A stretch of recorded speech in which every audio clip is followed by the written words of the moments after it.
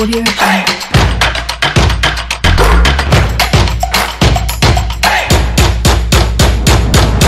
La passion du foot version européenne nous réunit encore une fois ce jour. Les analyses, commentaires, statistiques aussi autour des planètes Ligue des Champions et Ligue Europa. Le Real et la Juve sur le carreau. Barça-Bayern pour le choc d'écart. Grosse incertitude en revanche sur l'Atlético de Madrid, virusé par la Covid-19.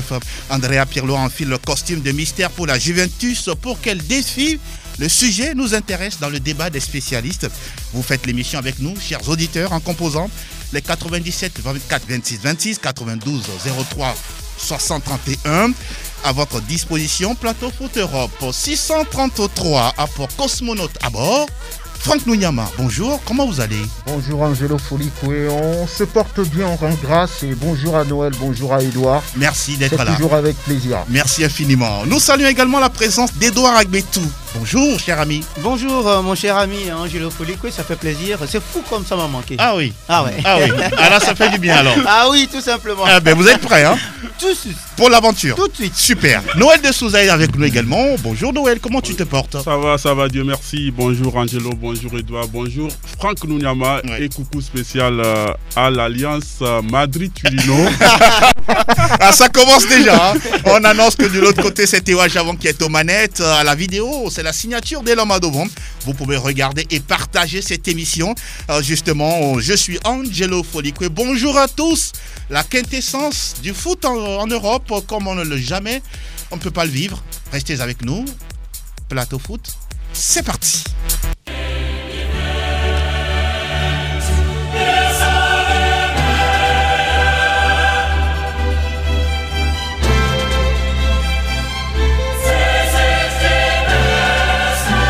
L'aventure, elle démarre. Nous parlons de la Ligue européenne des champions ou la Champions League. Si vous voulez, ça dépend de la langue que vous aimez. Justement, aborder cette compétition prestigieuse des coupes au niveau du vieux continent. On va démarrer de façon chronologique avec les rencontres Manchester City face au Real Madrid.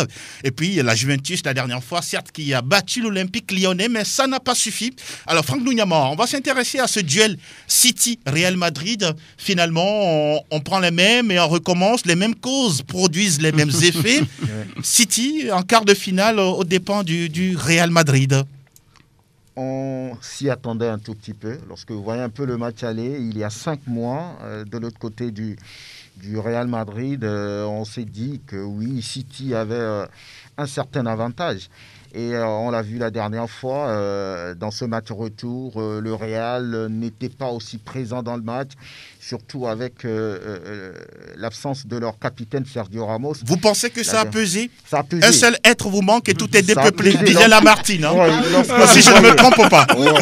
Lorsque vous voyez l'impact que ce joueur tout à fait. produit dans le jeu du Real, son absence vraiment a pesé très lourd. Il est en défense, il devient latéral, il est milieu de terrain, attaquant, buteur. C'est la locomotive même de la défense du Real Madrid. Oui. Et son absence la dernière fois s'est ressentie tout de suite. D'accord. Avec cette double erreur de Rafa Varane. Bévu, erreur d'apprenti joueur ou comment peut-on expliquer un peu? Je ne sais pas le qualifier parce que je sais que c'est un joueur de très haut niveau, champion du monde. Oui. Donc à partir de ce moment-là, il a l'expérience nécessaire pour faire face à ce genre de match. Oui. Mais la dernière fois, il était quand même KO.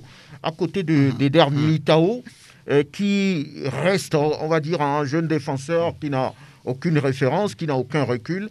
Et plutôt, c'est Varane qui a de l'espérance, qui commet ses bêtises. Donc, c'était vraiment, on va dire, ça ne lui ressemblait pas. Mais on peut lui pardonner quand même, tout de même, puisque Zidane... C'est le football, ça arrivait. Zidane, devant les médias, ne peut que dire ça. Exactement. Mais dans le vestiaire, je crois qu'il va tempêter. Il va tempêter parce qu'on ne peut pas se permettre de jouer avec le ballon derrière à ce niveau. Donc, je pense que City méritait largement sa qualification. Le Real, à un moment donné, on savait que oui, le groupe était un peu carbonisé. Donc, ils sont arrivés là où ils devaient être. Voilà. D'accord. On va parler de cette équipe du Real Madrid, même si c'est vrai, elle a déjà gagné 3 fois de suite cette compétition. Est-ce que vous pensez qu'à l'approche de ce match-là, cette équipe était encore fixée sur un objectif c'est-à-dire aller gagner la compétition? Non, pas du tout. Quand vous écoutez les déclarations de ZZ, il a dit que l'objectif pour lui cette année, c'était la Liga espagnole. Et il l'a fait. Et il l'a fait tout simplement. Et que s'ils arrivaient à passer le cap de Manchester City en C1, ce serait le bonus tout simplement. Et il a tout simplement dit, et quand un dirigeant vous dit ça, vous supporters, vous n'êtes obligé que de s'aligner derrière tout simplement. Mais je dois dire la vérité. Je mettais ma pièce sur le Real Madrid dans cette confrontation parce que quand même, c'est l'ogre madrilène en Champions League. Vous voulez faire allusion au dernier finish en Liga? Oui, tout simplement. Cette équipe a fini 10 victoires sur 10. Hein. Oui, tout simplement. C'était incroyable. Monstrueux. Vous n'avez pas encore la parole, Noël. On va laisser ça. C'est quand même le Real Madrid. Hein. C'est quand même le Real Madrid en face. Et nous avons un City qui a un tout petit peu dandiné depuis le restart. C'est vrai, il y avait des scores fleuves, mais c'est quand même en C1 où on attendait véritablement le Real Madrid. Et je me disais, avec l'égalisation de Karim Benzema, que ça allait donner un autre goût à cette rencontre-là. Mais que ne fut ma surprise. Est-ce que hasard, quelque part aussi, a été le plomb dans l'aile du Real? Tout simplement, je vais m'attaquer à Zinedine Zidane dans ses choix fantaisistes, tout simplement. Vous pensez? Oui, je le pense. Vinicius devrait, à mon avis, avec sa forme actuelle, débuter cette rencontre, ne serait-ce apporter un tonus à cette défense. Et j'étais un tout petit peu craintif par rapport au choix d'Eder Militao. Je pensais que c'est lui qui allait être le maillon faible. Le maillon faible, oui. À ma grande surprise, c'est Raphaël Varane qui a donné des buts cadeaux, fata quoi. Je n'ai pas compris. Je n'ai pas du tout compris. C'était surprenant de voir un Real Madrid à ce niveau-là. Et surtout, s'il vous plaît, en Champions League. D'accord. On va parler de City. Curieusement, vous êtes en masque bleu. Je ne sais pas si vous avez un fait de Pep Guardiola. Alors, City, cette équipe, on sent dans les propos de Pep Guardiola qu'on a envie d'aller loin. On se rappelle que la dernière fois que cette équipe sous pavillon émirati est arrivée en demi-finale de la Ligue des Champions, c'était en 2010, sous Manuel Pellegrini. Vous pensez que cette année est peut-être la bonne? Oui, cette année peut être la bonne, surtout que désormais ce seraient des rencontres couperées, c'est-à-dire sur 90 minutes ou plus. Donc il n'aura plus l'ancien format, on va juste jouer en un seul match. Donc beaucoup de choses peuvent d'ailleurs se passer, c'est au niveau de toutes les équipes, hein, parce que ça veut dire que toutes les cartes sont redistribuées et n'importe quelle équipe qui rentre sur le terrain avec de la motivation et qui va quand même suivre jusqu'à la fin de cette rencontre va forcément l'emporter. Maintenant, revenant sur City, je pense que cette équipe de City, c'est vrai que très tôt, Liverpool avait déjà la Premier League en poche, donc ça les avait quand même permis, ça a permis à Guardiola de plus se focaliser sur la Ligue des Champions. Maintenant, la victoire de l'aller a quand même fait beaucoup de bien à cette formation des Sky Blues, gagné à Santiago Bernabéu, c'est pas donné à n'importe qui. Ils l'ont fait. Maintenant, je pense qu'à l'Etihad, City, même sans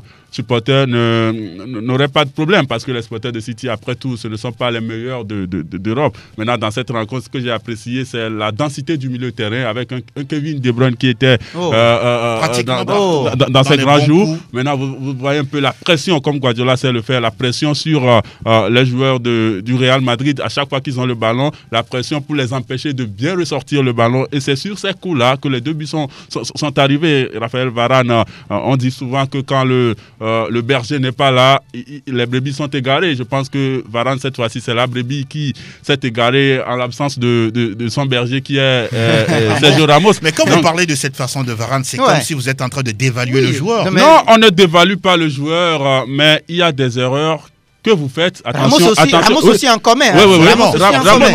Je sais que Ramos en commun. Oui. Mais surtout dans les classiques. Non, cette fois-ci, vous venez de le dire, Eder Militao à côté, c'était le petit. C'était celui qui découvrait, je dirais, un peu ce niveau de la compétition qu'est la Ligue des Champions. Chuter sur City. Chuter là-dessus. Ok, sur City. Je pense qu'il y a beaucoup de choses qui vont à la bataille de cette formation-là. Mais ce qu'il faut corriger, ce sont les erreurs défensives. Quand vous voyez un peu le but de Karim Benzema, c'était pas possible. Pas possible. On pouvait quand même éviter ça. Donc je pense que le problème de Guardiola, comme à Barcelone, c'est sa défense. C'est ce qu'il faut revoir. Mais est-ce qu'ils ont des joueurs pour le faire? C'est ce qu'on. Toute la question est là. On va parler de la Juventus de Cristiano Ronaldo. Lui, il s'est encore illustré. Sauf que derrière, C'est Lyon qui se qualifie. Oui, il y a ce petit but à l'aller qui a fait mal à cette équipe des Bianconeri qui en voulait beaucoup plus cette saison. C'était la C1 parce que nous champions de la Serie A italienne, c'en est de trop maintenant. Il faut se tourner vers l'Europe. Vous vous rappelez la dernière fois que la Juventus a soulevé ce trophée? Pas 95, 96. Ils ont raté le coche par 2 fois. En finale. 2015-2017. Et donc c'était normal. Bien avant ça, il y avait une finale perdue face au Milan Milan AC. Oui, face au Milan AC. Oui, c'est ça. Quand vous voyez cette équipe, elle avait véritablement envie. Et c'est justement ce pourquoi Cristiano Ronaldo avait été recruté. Et quand vous voyez le monsieur sur le terrain se démerder, appeler ses coéquipiers, venez me soutenir en attaque parce que je suis seul et scellé.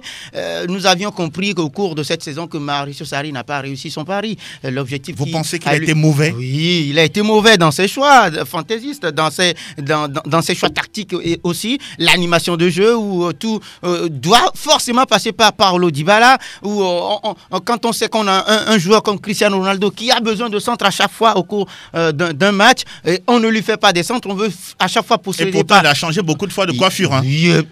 Aucun ballon a atterri sur la tête. Mais ça n'arrivait pas. Il a dû y aller de lui-même. Regarde, je n'en veux pour preuve que le second but de cette frappe du gauche, magnifique, pleine de canne pour Lopez qui n'a vu que du feu. C'est regrettable de voir Cristiano Ronaldo et d'ailleurs même je redoute sa continuité du côté. Il a dit qu'il va continuer pour la prochaine saison. Hein. Oui, c'est des déclarations. Vous pensez? Alors, vous allez citer, on passe la parole à Franck. Aujourd'hui, Cristiano Ronaldo en veut beaucoup plus. Et c'est là, c'est un. Il a encore augmenté sa cote de but en cette compétition. Je crois, à mon avis, que la saison prochaine, il reviendra avec beaucoup plus de force, si l'équipe joue véritablement collectif et pour lui. L'équation reste là. On ne sait pas si Andrea Pirlo, on va en parler tout à l'heure dans le courant de l'émission, si il va vraiment reconstruire l'équipe autour de CR7. On va parler de Lyon. Franck Lugnaman, justement, face à cette équipe de la Juve. Rudy Garcia est en train de retrouver du crédit auprès de son président Jean-Michel Aulas. Ils ont tout perdu en championnat, en Ligue 1 française, qui a été stoppé à un moment donné pour cause de Covid-19. Le président Aulas n'était pas d'accord, mais à l'arrivée, il n'a pas eu raison finalement. C'est un championnat qui a été arrêté et Lyon, pour peut-être espérer quelque chose, doit gagner cette Ligue des Champions. Donc la dernière fois, je crois que sur le match aller, ils ont bétonné un peu le milieu de terrain.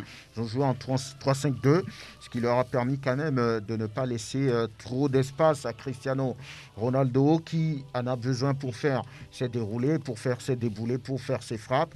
Il a été muselé tout simplement. Même chose la dernière fois. Oui. Une équipe lyonnaise compacte, bien solide physiquement et mentalement, parce qu'il va falloir du mental pour faire face à Cristiano Ronaldo et à tout ce qui tourne autour de lui. Donc voilà. Lyon a bien joué le coup et Rudy Garcia, naturellement, comme vous le dites, retrouve du crédit auprès des supporters de Lyon. Parce que là, c'était pas évident de voir Lyon éliminer quand même la Juve. Première fois. Oui, c'est la première fois que ça arrive justement dans l'histoire de cette compétition. Ils ont réussi à le faire. Oui. Et je pense que c'est un exploit. C'est pas trop exagéré. Donc c'est un exploit. Et aujourd'hui, je pense que Lyon, sur les 2 matchs, mérite largement sa qualification, alors que lorsqu'on prend la Juve, sur les 2 derniers matchs du championnat, on savait qu'il y avait quelque chose qui ne tournait pas au sein de l'effectif de Mauricio Sarri.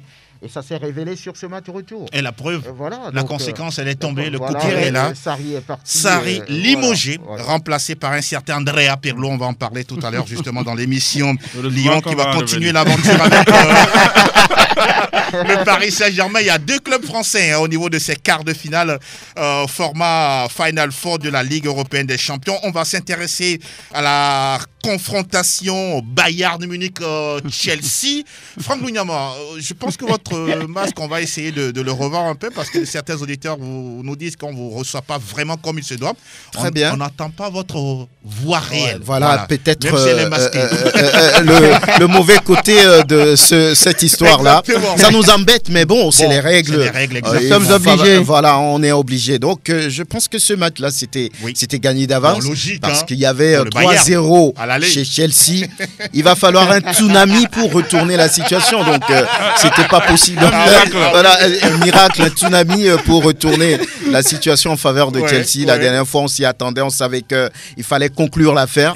C'est ce que le Bayern a fait avec 4-1 sur les 2 matchs, 7-1. Donc, c'était Bayern de 2013, impitoyable. Impitoyable, hein, ils sont sérieux, appliqués avec le flic Hans Dieter. Donc voilà, c'était prévisible, on attend maintenant la suite. C'était trop facile, hein. C'était trop facile pour le Bayern. Cette équipe avait une certaine facilité face aux Blues, aux Baby Blues si vous voulez. Il y avait Chelsea est en reconstruction. Mais quand même, c'est incroyable, hein. Voilà. C'est incroyable, même si je ne balais pas du revers de la main tout ce que Frank Lampard a réussi à faire avec cette équipe jeune, se qualifier pour la prochaine Coupe européenne, même en étant 4e, même si la saison a été blanche. Mais reconnaissons aussi que Frank Lampard avait quand même quelque chose à faire dans cette rencontre. Est-ce qu'elle pouvait faire mieux? Chelsea pouvait renverser le Bayern selon vous? Non, pas renverser, mais mieux se comporter à un moment donné. Mieux se comporter dans ce match. Les buts, c'était trop facile, comme si le Bayern Munich était venu à une séance d'entraînement. Oui, quand vous voyez le but Chelsea a marqué quand même un but. Hein. Oui, quand même. Revoyez les 4 buts. Dans quelles conditions Vous n'êtes pas d'accord sur l'attitude des joueurs? Il n'y avait pas de la niaque, il n'y avait pas du répondant face à cette équipe bavaroise qui avait besoin d'une belle opposition quand même. On ne l'a pas vu. Chelsea était complètement inexistant. Je ne voudrais pas manquer de respect aux supporters des Blues, mais il va falloir tout revoir complètement la saison prochaine. Heureusement qu'il y a Hakim Ziyech et puis Timo Werner qui sont en train d'arriver. Pourquoi pas Chelsea, nouveau format pour la saison 2020-2021. On va enchaîner avec la formation de Barcelone dans un Nou Camp vide. Nous parlons justement d'un Nou Camp, le plus grand stade en Europe, mais qui a sonné simplement tout creux face au Napoli. Une rencontre, beaucoup de supporters avaient quand même la peur au ventre, puisqu'au match aller, c'était 1 but partout entre les deux équipes. Mais là, le Napoli a bien débuté, mais derrière, c'est le Barça qui s'impose. Oui, le Napoli, bizarrement, a surpris plus d'un dans le début de cette rencontre parce que c'était une formation napolitaine qui arrivait à garder le ballon, a sorti tranquillement le ballon. Il y avait même eu une première opportunité pour Dries Mertens. Mertens, il a quand même raté sa reprise, sinon ça pouvait faire but. Maintenant, vous savez, dans cette rencontre-là, je me suis dit que les joueurs barcelonais se sont appliqués tout simplement. On sait que souvent, le Barça a l'habitude de jouer, de tenir le ballon, de faire courir l'adversaire. Parfois, mais ce sont des possessions... le tiki-taka. Des possessions qui ne donnent rien au final. Mais cette fois-ci, le Barça a plutôt laissé le Napoli sortir le ballon. Et sur le premier corner, c'est ça, c'est le but de l'Anglais. C'est un schéma payant? Oui, ça a été payant. Je me souviens de cette déclaration de Sétienne qui dit qu'ils doivent plus être réalistes sur la pelouse que de jouer, d'avoir le ballon. Finalement, il a changé de discours apparemment. Finalement, ça ne sert à rien d'avoir le ballon si on n'est pas capable d'aller détruire l'adversaire avec. Maintenant, dans cette rencontre-là, c'est vrai que le Barça a gagné, mais le point qui crée un peu plus de doute actuellement, c'est ce pied de Messi qui... je ne sais d'ailleurs pas pourquoi il n'est pas sorti à la mi-temps. Peut-être que cette compétition le tient à cœur, c'est normal. Vous pensez qu'il en fait de trop parce que là, il a été sérieusement quand même touché par il a été touché, le pied de Koulibaly. Et s'il a quand même tenu, s'il a quand même tenu jusqu'à la fin, ça veut dire que il y a des spécialistes qui sont derrière qui lui ont dit mais tu peux tenir jusqu'à la fin, on va quand même essayer d'appliquer. Vous savez, aujourd'hui, la science a tellement évolué qu'avec beaucoup de avec des lasers, je crois que ça peut aller. Si on prépare bien ce pied. Quand vous arrivez à jouer, maintenant on va voir ce que ça va donner face au Bayern Munich, surtout que ce sera sur une rencontre. Donc, beaucoup de choses peuvent se passer. Ce match est ouvert. Vous voulez dire quelque chose? Oui, à ne pas perdre de vue aussi l'intervention de la VAR dans ce match. Oui, justement, on va en parler, puisque je voulais justement aborder ce sujet. Le but, par exemple, de l'Anglais, il y a eu une situation plus ou moins discutable. Le but de Lionel Messi, contrôle de la poitrine et puis juste derrière un enchaînement pour marquer le but. Refusé. Vous voulez vous mouiller sur cette polémique-là? Sur le but de l'Anglais, il y a eu une petite discussion entre l'arbitre et, on va dire, le centre des vidéos. Je me suis posé des questions. J'étais un peu même troublé de ne pas voir l'arbitre revenir. J'espère qu'après, vous avez retrouvé vos esprits. Oui, bien sûr. Et après, il a dit que le match continue. Donc, j'ai pas compris. Mais sur le but de Messi, j'ai vu le contrôle de la poitrine, mais jusqu'à présent, j'ai pas vu de main. Je ne sais pas trop ce qu'on a sanctionné sur ce but de Messi, sur cette action. J'ai pas compris. Maintenant, à l'arrivée, on se dit, mais à quoi sert finalement cette VAR qui n'arrive pas à corriger les problèmes, c'est-à-dire parfois c'est juste, parfois c'est injuste. Donc il va falloir revoir cette situation et voilà, pour ne pas frustrer les gens parce qu'il y en a de trop. C'est trop criard. C'est trop criard. Pourtant il y a la vidéo. Et l'arbitre va quand même regarder l'action. Et quand vous regardez cette action, justement, nous sommes derrière nos postes, nous sommes devant, j'allais dire, nos postes téléviseurs et nous voyons véritablement que c'est de la poitrine que Lionel Andrés Messi a réceptionné ce ballon. Et justement par rapport à ce penalty polémique également, mais Koulibaly a traîné, et Lionel Messi est venu lui chipper le ballon. À votre avis, il n'y a pas faute de Messi sur Koulibaly? Pas du tout, parce qu'à aucun moment Lionel Messi ne touche Koulibaly pour prendre ce ballon. Mais c'est justement Koulibaly en voulant se dégager. Et vous pensez que le joueur sénégalais a tergiversé? Beaucoup, justement. Lionel Messi a compris que le gars, il était en train de dormir sur ses lauriers. Automatiquement, il est allé lui chipper le ballon. Le problème ici, c'est avec la VAR. Je vais continuer toujours par le répéter depuis son avènement. J'en suis contre et je le serai toujours jusqu'à présent parce que ce sont des hommes également qui se retrouvent. Ramenez-nous les arbitres derrière les poteaux, ce serait mieux plutôt que la VAR parce que finalement la technologie nous donne plus de frustration que nos arbitres. Ah oui, j'espère que l'UEFA a entendu votre voix, mon cher Edouard. On va s'intéresser justement au match des quarts de finale qui vont s'échelonner durant toute la semaine, mercredi, jeudi, vendredi et samedi avec justement notre partenaire de toujours Canal+. Qui va vous faire vivre toutes ces rencontres assez exceptionnelles. Franck Nounyama, on va s'intéresser au match Atalanta-Bergame, Paris Saint-Germain. Qu'est-ce que vous entrevoyez? Sur le papier, le Paris Saint-Germain a nettement une certaine avance sur cette équipe qui, c'est vrai, enchaîne 2 saisons déjà dans la compétition, mais qui reste novice quand même, qui n'a aucune référence, qui n'a aucun recul. Maintenant, lorsque vous prenez la détermination, la volonté, la niaque de cette équipe italienne, 18 matchs sans défaite en Liga, et pour terminer sur une défaite face à l'Inter, autrement, on pouvait être les hommes de Gasperini, pouvaient être deuxième du Calcio. Donc, lorsque vous prenez tous ces paramètres, on dira que le Paris Saint-Germain a un adversaire en face. Parce que c'est des joueurs de devoir, de caractère, même s'ils ont perdu leur meilleur buteur Ilicic, qui forcément ne jouera pas cette rencontre. Le Paris Saint-Germain, privé de Di Maria, qui pourrait créer des choses dans ce match, privé de Verratti, qui également est un maître au milieu de terrain. Ça donne un match indécis et le Paris Saint-Germain doit faire beaucoup attention, surtout lorsque vous écoutez Gasperini, il dit... nous attendions une équipe qui avait de l'expérience, qui avait une certaine référence. Mais si c'est le Paris Saint-Germain, on a notre coup à jouer. Je vous connais assez prudent en matière de pronostic. Mais là, qui a l'avantage? Ce sera très compliqué. Très compliqué. Je ne veux pas prendre de risques. J'ai envie de dire tout simplement que c'est un quart de finale qui est ouvert. Atlético de Madrid face à la formation de Leipzig. On se rappelle, on le dira encore une fois, puisqu'on est un média de sport.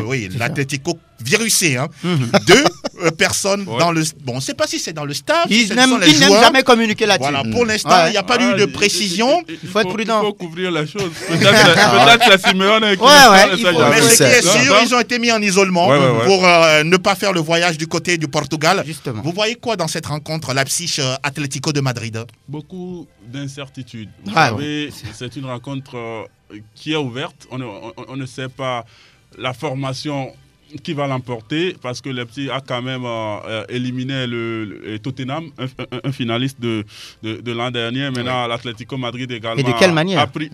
L'Atlético Madrid également a pris l'autre finaliste, c'est-à-dire le vainqueur. Justement, donc, Liverpool. De quelle manière également? Les 2 formations qui ont sorti les 2 finalistes de l'année passée qui vont se retrouver. Maintenant, vous savez, quand on prend la formation allemande, il y a beaucoup de joueurs qui sont capables de surprendre à tout moment. C'est un collectif, tout fait.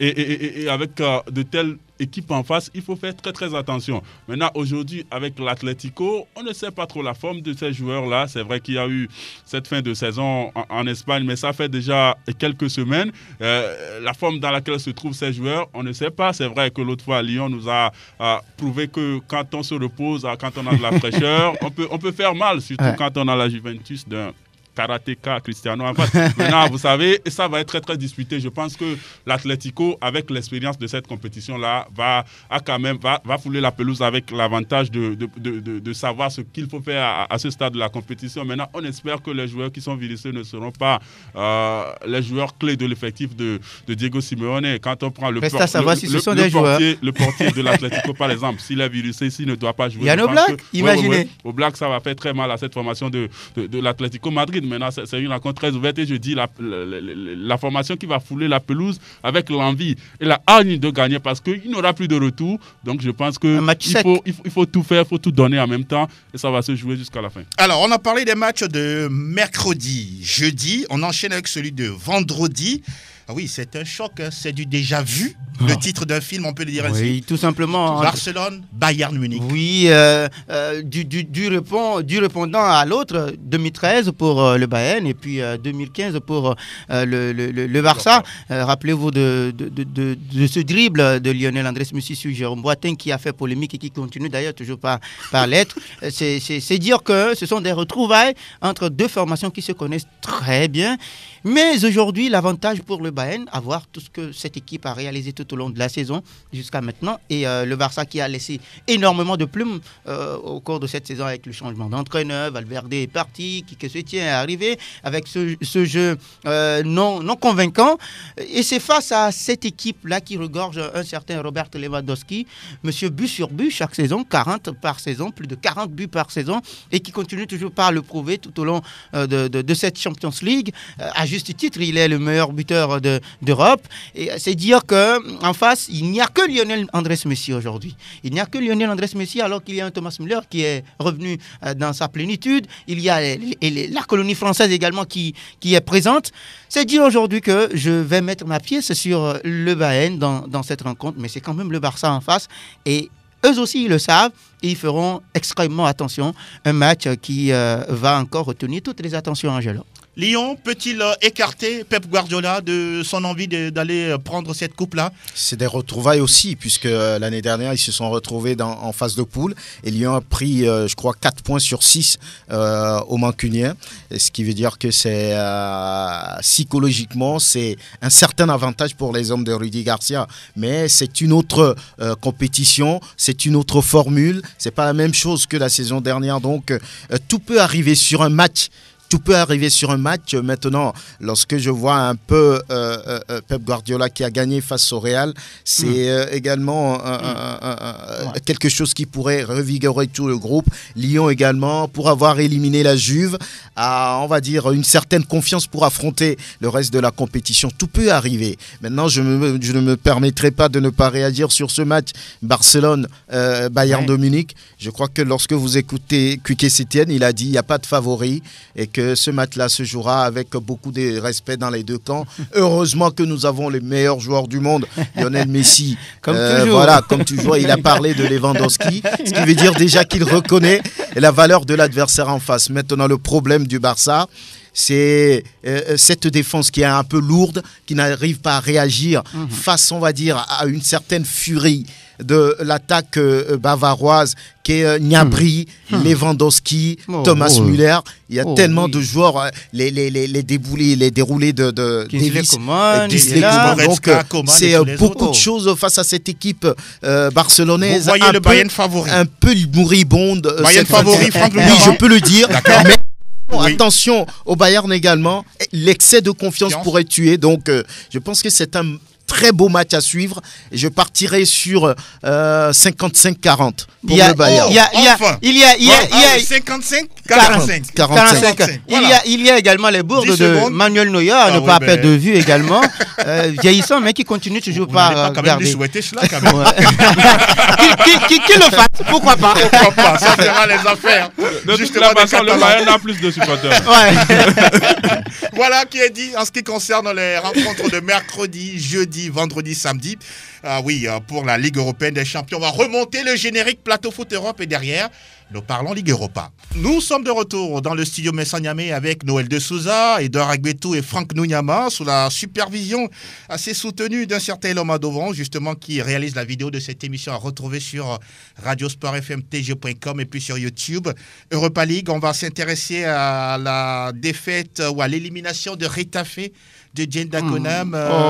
Une déception. Oui, très grosse déception. Très grande déception. Désillusion. Je dirais que le coronavirus est passé par là, coupé de l'herbe sous le pied à cette équipe des Azulones qui était sur une bonne lancée quand même, qui dérangeait en Liga.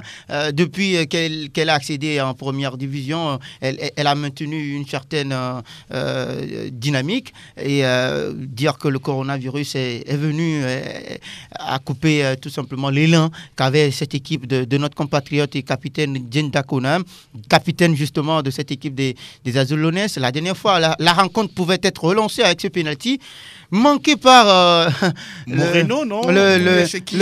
Oui, comment on peut le vétéran. Comment on peut tirer un pénalty de cette façon, avec sans une telle nonchalance? Oui, nonchalance, alors que vous devriez égaliser et relancer votre partie face à cette équipe de l'Inter, alors que c'est vous qui maintenez cette rencontre, c'est vous qui donnez la pression, c'est vous qui étiez dans ce match, dans le bon coup justement.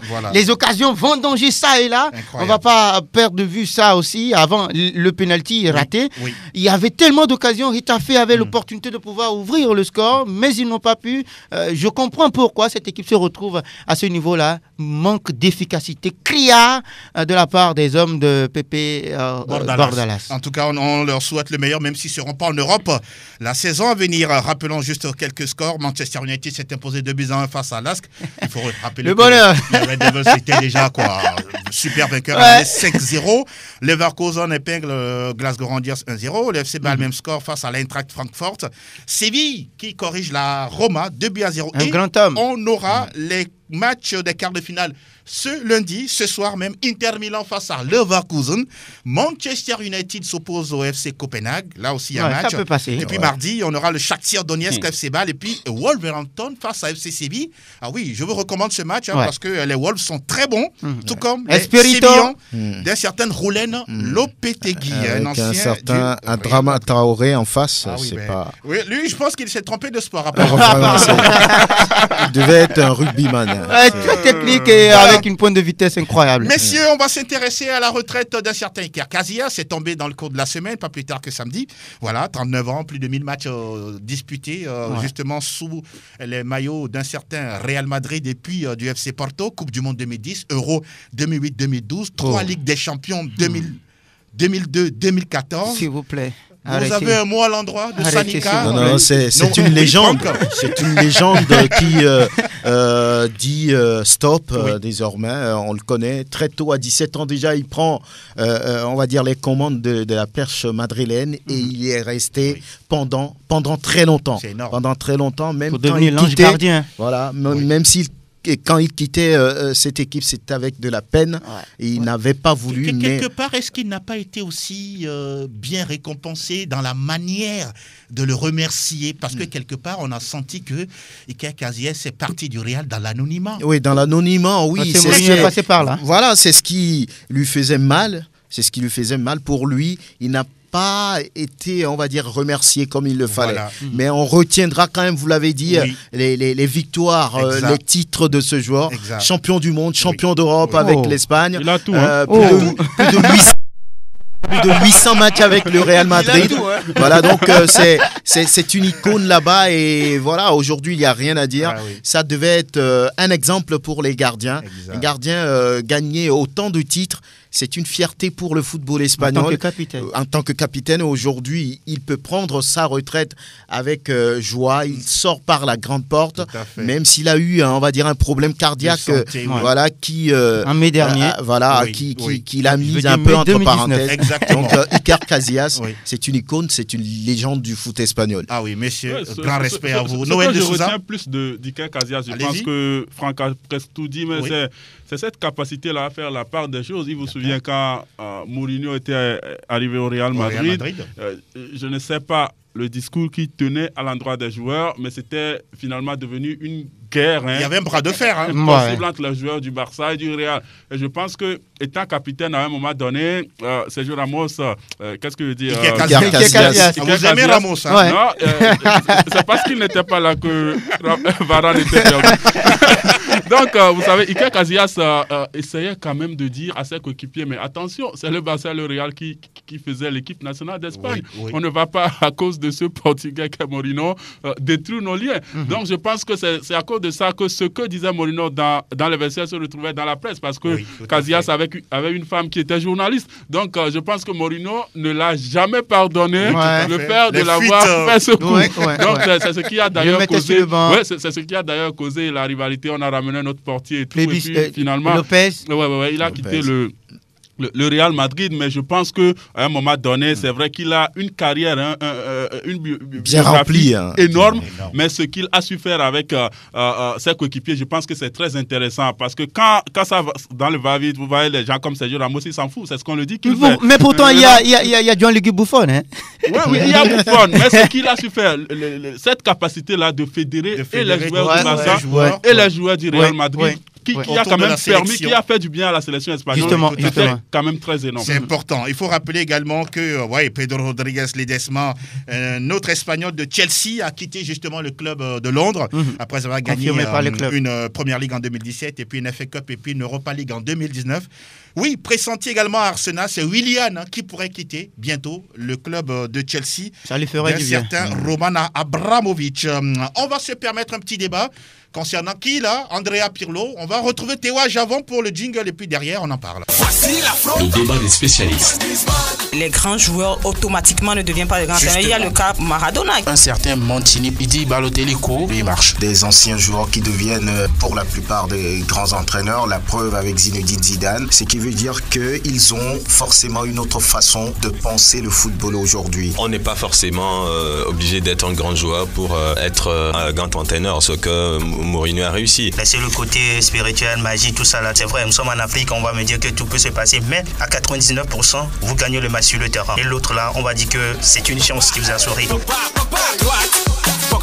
Le débat des spécialistes. Plateau Foot Europe, nous sommes dans le débat. Là, c'est une discussion sans tabou, sans langue de bois. Pirlo, débarqué justement aujourd'hui, il signe en tant qu'entraîneur numéro 1 de la Juventus. Ça n'a pas tardé juste après l'élimination de cette équipe-là avec Maurizio Sarri. Surpris par cette nomination? Pourtant Agnelli, le président de la Juve, nous disait qu'il y aura des réflexions sur quelques jours. Oui. Automatiquement, nous voyons Andrea Pirlo, surprenant, bien sûr. Surprenant parce qu'il n'a jamais entraîné d'équipe. Il était nommé en tant qu'entraîneur des U23. Oui. Mais justement, il ne l'a jamais entraîné, cette équipe-là. Et on le voit automatiquement parachuter vers l'équipe A, l'équipe première, où il y aura un certain Gianluigi Buffon, plus âgé que lui, justement. On sent de l'inquiétude chez vous. Oui, tellement d'inquiétude. Pourquoi je le dis? Même si vous prenez la génération 90 de ces joueurs-là, Zidane, Steven Gerrard, Thierry Henry, entraînés, vous auriez dû constater qu'ils ont commencé en tant qu'adjoint ou bien avec les équipes de jeunes. Zidane également l'a fait en étant adjoint avec Carlo Ancelotti, Thierry Henry avec l'équipe des Diables Rouges. Ici, il n'y a pratiquement aucune expérience alors qu'on a de grandes ambitions. Justement, la C1 qui est passée juste à côté et qu'on reviendra là-dessus l'année prochaine, on parachute automatiquement Andrea Pirlo qui, pour moi, n'a pas l'étoffe nécessaire de pouvoir contrôler cette équipe-là. Même si les médias italiens nous font croire qu'il connaît la maison, il connaît les joueurs, il pourra s'appesantir sur cela et drainer cette équipe-là. Je crains véritablement pour cette équipe. Elle me surprendrait avec ses résultats au cours de la saison prochaine, je crois bien. C'est vrai qu'on dit souvent qu'un grand joueur ne fait pas forcément un grand entraîneur. Peut-il s'inspirer de Zidane ou aller chercher la potion magique quelque part d'autre? Bon, je ne sais pas. Ce qui est sûr, il a été un très grand joueur, l'un des meilleurs passeurs en matière de football. Ouais, il fait des passes millimétrées. En tout cas, vous pouvez être à 45 mètres. Pirlo est capable de déposer le ballon là où il veut, si c'est dans le pied ou bien sur la tête. Donc, autre chose également à préciser, c'est quelqu'un qui connaît le football italien, le calcio italien, pour y avoir fait plus de 20 ans en tant que joueur. Et il a également fait la Squadra Dura une quinzaine d'années. et avant de terminer sa carrière du côté des États-Unis en New York City. Donc sur le papier, c'est quelqu'un qui est bâti peut-être pour aller entraîner un jour un grand club, une grande équipe. Il a été la dernière fois parachuté à la tête des U23 de la Juve, et avec cette surprise, on le voit tout de suite prendre la direction de l'équipe A. Vous êtes aussi surpris, Franck? Très surpris, parce qu'on parlait de Mauricio Pochettino qui était libre, on parlait également de Roberto Mantini, on parlait également de Simone Inzaghi. Donc on a été surpris de voir Pirlo prendre la direction de l'équipe de la Juve. Maintenant, il faut toujours commencer un jour. C'est quelqu'un qui pourrait peut-être apporter quelque chose. Sur ce plan, il a un peu de désavantages parce que, comme Edouard l'a dit, il n'a jamais entraîné une équipe, on va dire, de ce niveau. Pour avoir des résultats. Voilà, maintenant, la Juve est dans le doute, la Juve est dans des problèmes, même s'il est champion d'Italie. Et le problème qui se pose à Pirlo, ça fait 9 ans quand même que la Juve est championne. Il n'a pas le droit de chuter. C'est ça le problème. C'est ça la pression. Voilà, donc, alors qu'il y a des équipes qui réussissent maintenant au niveau on l'attend à ce niveau. D'accord. Et mon cher Noël de Souza, on parle de Cristiano Ronaldo qui sera toujours là. Blaise Matuidi serait en train d'être écarté du groupe pour la prochaine saison. Vous pensez qu'il peut apporter une métamorphose au sein de ce club, Andrea Pirlo? Avec quelle expérience? On va le laisser le temps de voir, mais je ne pense pas, et je dis que le problème de la Juve, c'est Agnelli. C'est Agnelli le problème de la Juve. Pourquoi est-ce que je dis ça? Actuellement, la Juventus de Turin, avec le vestiaire, ce n'est pas la rose dans le vestiaire. Nous rappelons que Agnelli, c'est le président du club. C'est un club familial, il faut rappeler. Et ce n'est pas la rose dans le vestiaire. Vous ramenez, si vous permettez, je ne sais pas, c'est l'ami de Marc Grigor ou Flo Mewete, désormais Cristiano Ronaldo, le ramener, le mercenaire. Toujours là à lancer des pics. Non, à prix d'or. C'est qui le mercenaire? Cristiano Ronaldo. Pourquoi? À prix d'or. Parce qu'il y a. Pourquoi? Écoutez, Pourquoi c'est le mercenaire? Il y a une fossée côté salarial entre Cristiano mais et c'est les la autres. star. Mais prenez Messi, c'est la même chose. C'est la même chose. Non. Noël. Laissez-moi continuer. Noël. Laissez-moi continuer. Allez-y. Je me mets dans la peau des autres joueurs de la Juventus de Turin. Quand vous êtes là, vous êtes à la maison depuis, et on vous ramène la superstar, la super méga star. Mais Noël, êtes-vous au même niveau que lui? Êtes-vous au même niveau que lui? Il y a toujours meilleur que soi. Il y a toujours meilleur que soi, oui ou non? Suivez-moi. Il faut quand même, au niveau du président, il fallait essayer de créer une ambiance qui pouvait quand même permettre à tout le monde d'accompagner. Vous pensez qu'il ne l'a pas fait? Il l'a pas fait. En donnant un meilleur salaire à Cristiano Ronaldo? En donnant un meilleur salaire à Cristiano Ronaldo, c'est pas là le problème. Le problème, c'est de n'avoir pas su créer cette ambiance. Ce n'est pas le rôle d'un président. Est-ce que c'est son rôle? Pourquoi ce n'est pas le rôle d'un président? Si vous êtes président. À quoi sert le Sarri ou à quoi servait Sarri? Non. Sarri, lui, il est là. Sarri ne gère pas le donc salaire. si je comprends bien, le directeur sportif est là, l'entraîneur est là. Ce n'est pas vous allez chuter là-dessus, le temps passe. Allez-y. Donnez-moi quelques secondes. Que je poursuive mon analyse. Oui, allez-y. Donc, aujourd'hui, de toutes les façons, dans les vestiaires aujourd'hui, c'est des joueurs qui ne s'aiment pas trop. Et ça, il faut le dire. Vous avez la preuve? La preuve, c'est que l'autre fois, a voulu casser l'œil de son ami. Guardado. Oui. Des gens qui s'aiment, je vous aime, Angelo, je ne peux pas vous casser l'œil. Donc, ça veut dire qu'il y a beaucoup de choses à refaire. On ne se lève pas et on prend un Pirlo qui est en train d'apprendre, il faut le dire, qui est à l'étape embryonnaire parce que Zidane l'a fait avec le Real Madrid. Non, mais attendez, est-ce que Pirlo est en train de copier Zidane? Non, chacun a sa trajectoire. Je suis toujours, ce que je dis, c'est toujours au président Agnelli. C'est bon, donc je dis que c'est une patate chaude. Je dis que c'est une patate chaude qu'on est en train de donner à mon cher Pirlo, que j'aime bien. Et le piège de cette nomination là, c'est que la Juventus ne gagne pas le Scudetto à la fin de la saison.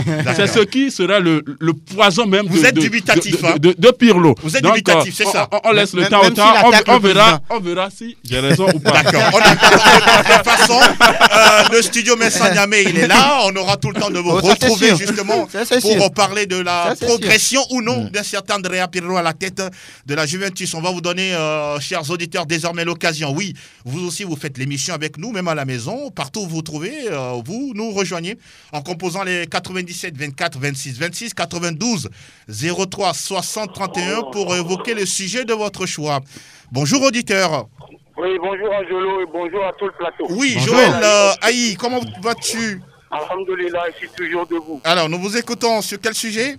Oui, d'abord, je voulais vous rappeler un paramètre, c'est que le match de la Ligue des Champions du vendredi prochain, oui, entre Bayern et le Barça, oui, c'est exactement la composition du plateau de ce matin. Ah, oh.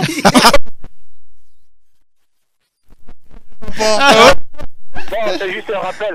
Ouais, c'est un rappel. 3 contre 1, mais je suppose que ce sera aussi le résultat du vendredi prochain. Ah, oh.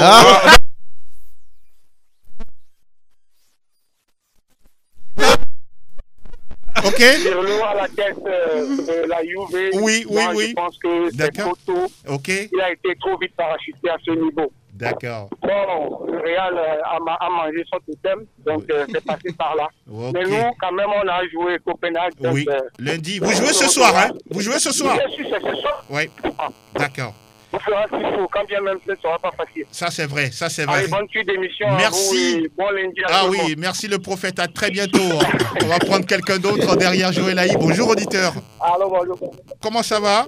Ça va très bien. Oui, nous vous écoutons. Le nom? Joe le Bavarois. Oui, vous allez diminuer un peu le volume de votre poste récepteur. Joe le Bavarois. Il y a un Bavarois, non? Oui, diminuez un peu le volume de votre poste. On attend le Bavarois. Allez, nous écoutons. Ok. Juste pour dire les Barcelonais que ça va se faire. C'est quand je vois. Ah, d'accord. Ok, merci beaucoup le Bavarois. Non mais c'est le Bavarois, c'est normal qu'il réagisse comme ça. C'est normal qu'il soit toujours pour son équipe. Hein. Rien de plus logique que ça.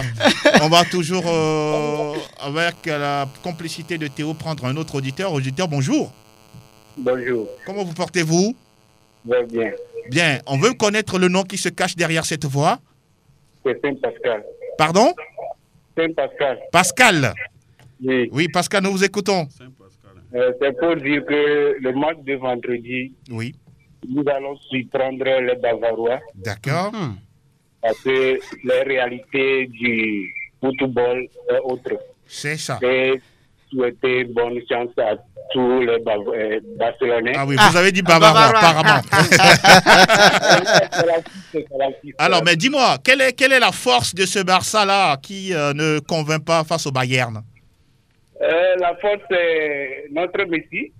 Ah, d'accord. Des fois, il sort des talents cachés. Ok. Et la force de l'autre? D'accord. La force de l'autre, c'est beaucoup de personnes. Merci beaucoup, mon cher Pascal. Oui.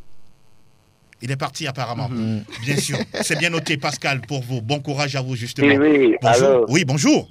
Monsieur Angelo. Oui, bonjour. C'est JB de Tchèque. Oh, mon cher ami, comment te portes-tu? Oui, les gens de Tchèque, tout passe ici. Oh, on leur passe le bonjour, hein. Oui, merci beaucoup. JB, nous t'écoutons. Juste pour un rappel, hein. Oui, allez-y. Je voulais dire le lundi qui passait là. Oui. Et concernant le Pichichi de la Série A. Oui. Est-ce qu'on a doit rapporter?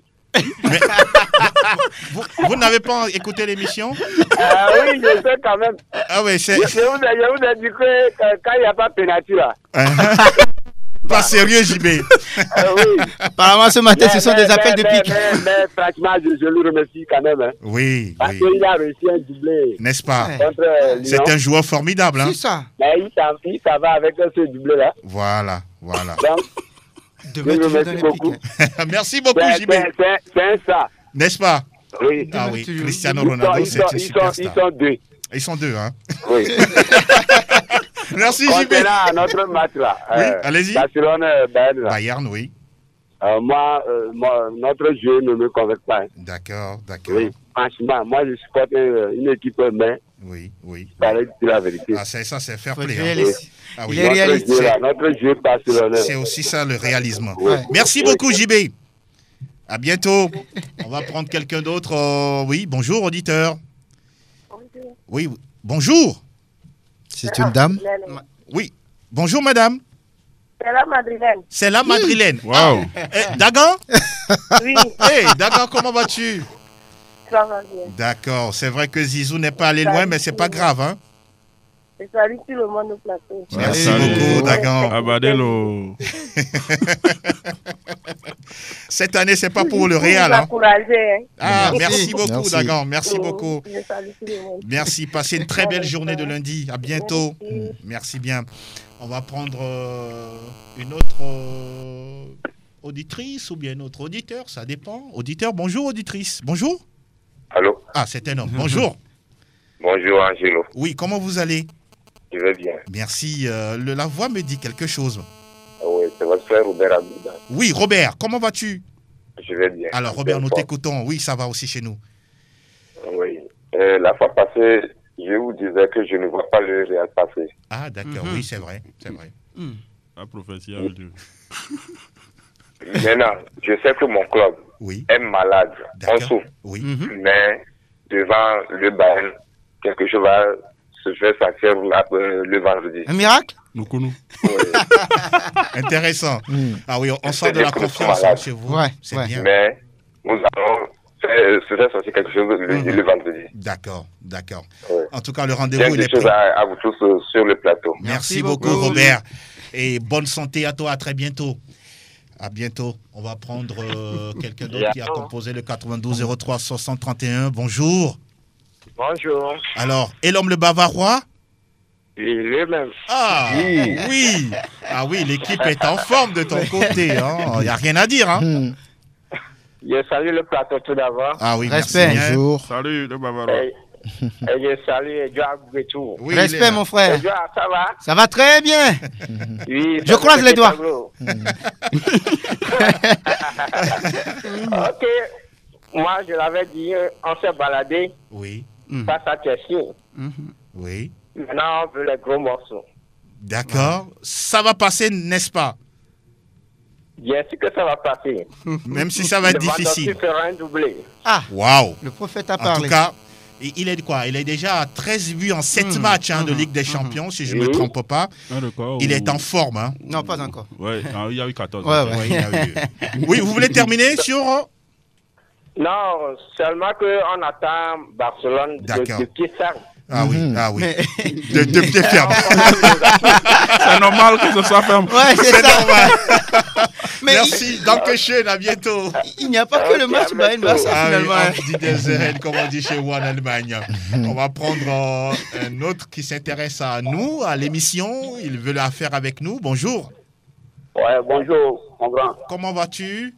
Je me porte à merveille, vous? Nous allons tous bien en studio. Alors, nous écoutons Gérardson. Ouais, grand frère. Bon, moi je vais commencer par ce match de Lyon. Oui. Pour pouvoir terminer à la Maison Blanche. D'accord. Allez-y. Bon, je critiquais ces clubs français qui ont arrêté tout de suite leur championnat compte tenu de Covid-19, qu'ils sont mal barrés. Mais voilà, Lyon m'a prouvé que le périmètre vert est différent des statiques, est différent de tout ce qu'on peut dire. Voilà. Bravo aux Lyonnais. Et je suis un peu désolé pour mon grand frère Cristiano Ronaldo. Il avait fait. Il a commencé la fois dernière, mais il n'a pas pu terminer.